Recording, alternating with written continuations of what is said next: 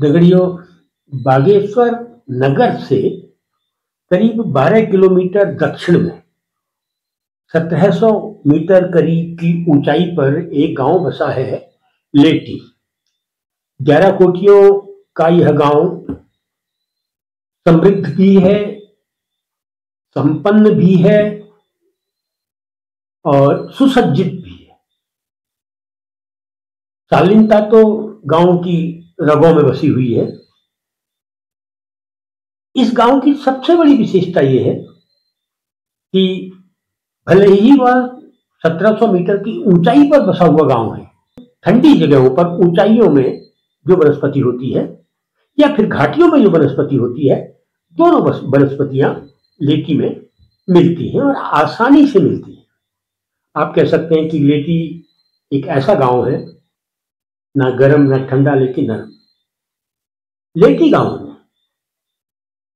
अपनी संपन्नता को अगर बचा कर रखा है, अपनी समृद्धता को बचा कर रखा है, तो उसकी एक बहुत बड़ी वजह है, वहां किसानी के कार्य से लोग जुड़े हुए हैं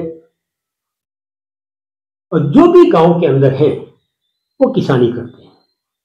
किसानी के शत्रु भी आज की तारीख में गांव में है, जिसको मैं आगे बताऊंगा, लेकिन किसानी को वो अपना एक प्रमुख कार्य मानकर चलते हैं।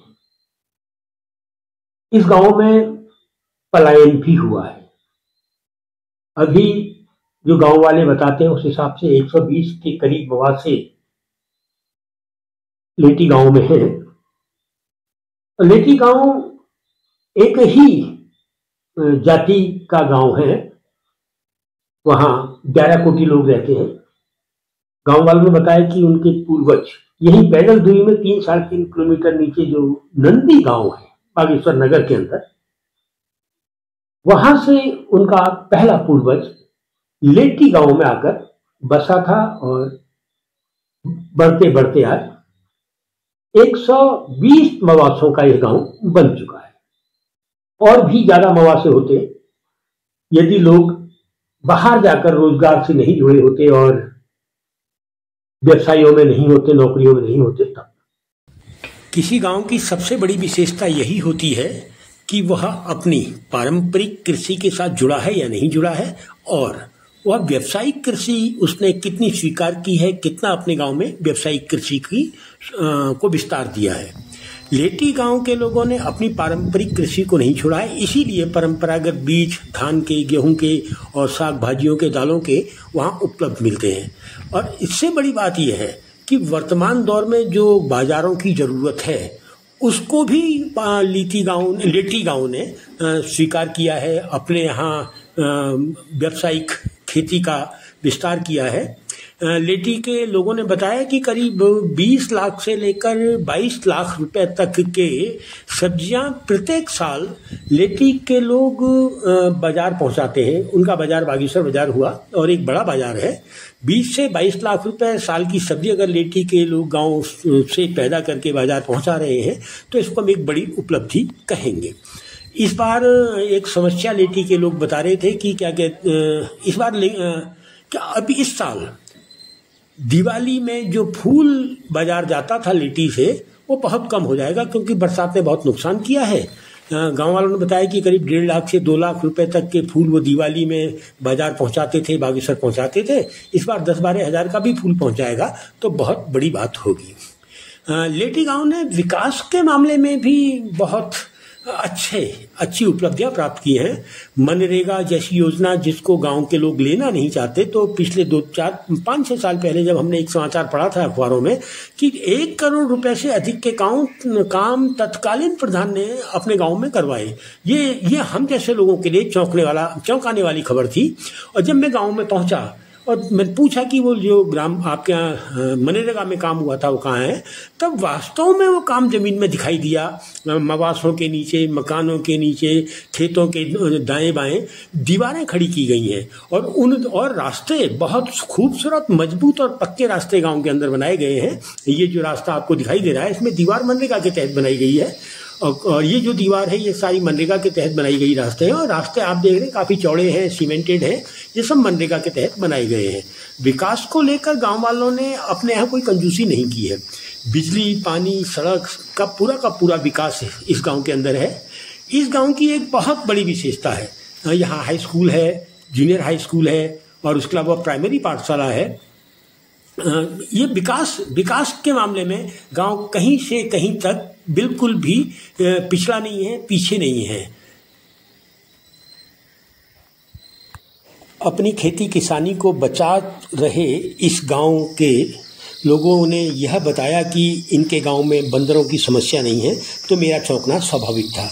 लोगों ने बताया कि बंदरों की समस्या बहुत बड़ी समस्या नहीं है। गांव के लोग सामूहिक रूप से जब बंदरों को भगाते हैं तो बंदर फिर उस गांव में आना अपने आप बंद कर देते हैं। इस गांव की एक बहुत बड़ी विशेषता है, इस गांव के लोग नौकरियों में भी शिक्षा के क्षेत्र में है, चिकित्सा के क्षेत्र में है, छोटी बड़ी बहुत सारी नौकरियों में है। लेकिन इस गांव के 2-3 लोग बहुत अच्छी नौकरियों में हैं।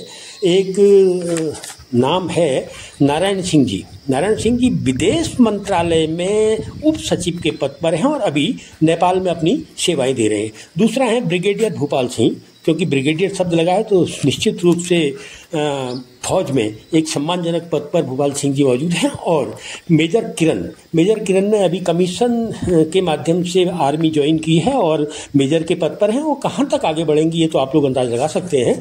और इन नौकरियों के अलावा जो चौंकाने वाला था और मेरे लिए नई जानकारी थी वो ये थी कि दिल्ली में जो बिस्ट प्रॉपर्टीज के नाम से विख्यात व्यवसाय है वह भी उसके स्वामी भी इसी गांव के रहने वाले हैं, जिनका नाम है खीम सिंह द्याराकोटी। खीम सिंह द्याराकोटी एक अच्छे व्यवसायी हैं और लोगों ने बताया कि शायद 2-3 हज़ार करोड़ का इनका अपना टर्नओवर और कारोबार दिल्ली में मौजूद है। इसके अलावा दिल्ली आज़ादपुर मंडी में भी इसी गांव के हैं शंकर सिंह जी, जिनका वहाँ के अनार और सेब के बाजार में अपनी एक बादशाहियत है, जिनकी एम्पायर है दिल्ली की आज़ादपुर मंडी में। और ये बहुत बड़े सेब और अनार सहित तमाम फलों के बहुत बड़े कारोबारी हैं। ये इस गांव की एक पहचान है और बड़ी पहचान है।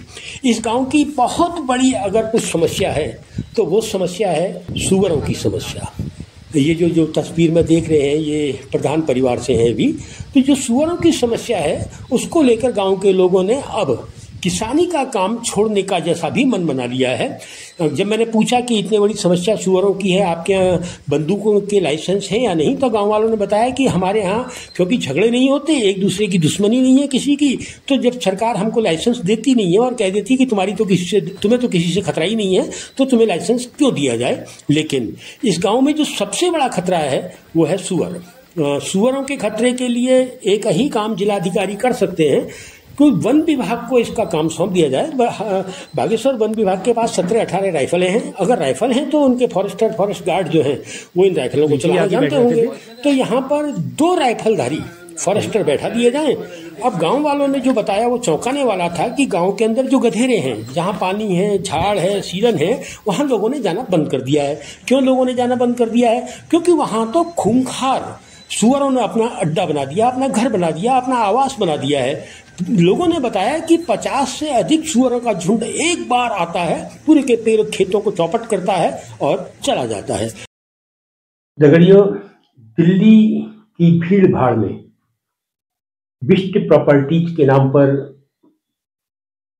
कोई उद्योग अगर स्थापित हुआ और वो सम्मानजनक स्थिति में खड़ा है, या फिर दिल्ली की आज़ादपुर मंडी जो देश की सबसे बड़ी मंडी है, सब्जियों की मंडी, फलों की मंडी, उस मंडी में यदि लेटी गांव का कोई व्यक्ति फलों के क्षेत्र में अपनी एम्पायर खड़ी करता है तो निश्चित रूप में ये 2 प्रयास जो है वो लेटी गांव पर 4 चांद तो लगाते ही हैं। लेकिन ब्रिगेडियर के पद पर पहुंचना, विदेश मंत्रालय में सचिव के पद तक पहुंचना, जो अभी नेपाल में सेवाएं दे रहे हैं, कमीशन प्राप्त करके एक नौजवान बिटिया उस गांव की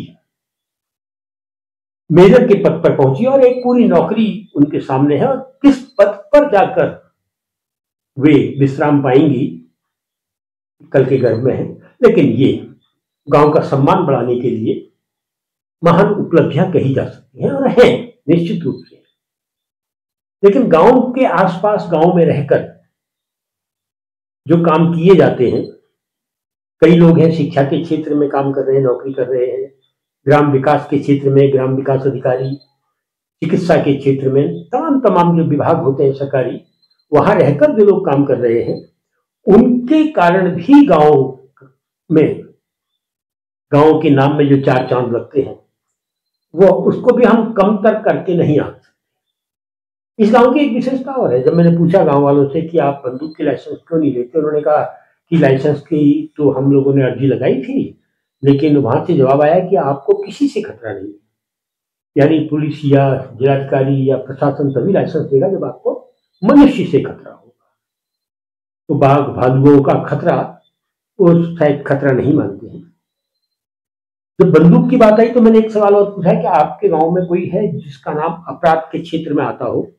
तो गांव वालों ने एक अच्छी बात कही कि कोई भी ऐसा व्यक्ति नहीं जिसको आप अपराध के क्षेत्र में कह सके, क्योंकि छोटे मोटे झगड़े हर गांव की तरह हमारे यहाँ भी होते हैं, और हम क्योंकि एक ही वंश के लोग हैं, 11 कोटि लोग हैं, एक जगह बैठते हैं और मामलों को सुलझाते हैं। यदि सामान्य झगड़े गांव के अंदर ही सुलझा दिए जाते हैं तो उस गांव में अपराध के लिए तो शायद कोई रास्ता बचेगा ही नहीं। और इसीलिए यह गांव सुंदर है, सहज है, आत्मीय है, संपन्न है, समृद्ध है। गोविंद सिंह 11 कोटि जी, अभी उनकी पत्नी कनिष्ठ प्रमुख हैं बागेश्वर विकासखंड में। पूर्व में गोविंद सिंह 11 कोटि जी क्षेत्र में ग्राम प्रधान रहे हैं और कई बार इनका परिवार प्रधान रहा है। वो बहुत पहले से चाहते थे कि इस गांव का कभी घूमूं, और मैं भी चाहता था इस गांव में घूमूं, और मेरी जो चाहत 3 दिन पूर्व पूरी हुई। और जो मैंने गांव को देखा, या यूं कहूं कि गोविंद सिंह 11 कोटि जो अभी वर्तमान में पूर्व प्रधान है, नौजवान साथी, उन्होंने जो भी जानकारियां उनके माध्यम से मिली, उनके साथ घूमते हुए गांव के लोगों ने बताई, वो सब मैं आप लोगों के सामने परोस रहा हूं। और इस गांव की बड़ी विशेषता जो है ये कि जो लोग बड़े बड़े व्यवसाय में पहुंच गए हैं, बड़ी बड़ी नौकरी में पहुंचे हैं, उन्होंने अपनी जड़ें गांव से कटने नहीं दी हैं। वो गांव के साथ, वे सभी लोग गांव के साथ हमेशा संपर्क में रहते हैं। यही तो इस गांव की सबसे बड़ी विशेषता है। दगड़ियों, फिर मिलता।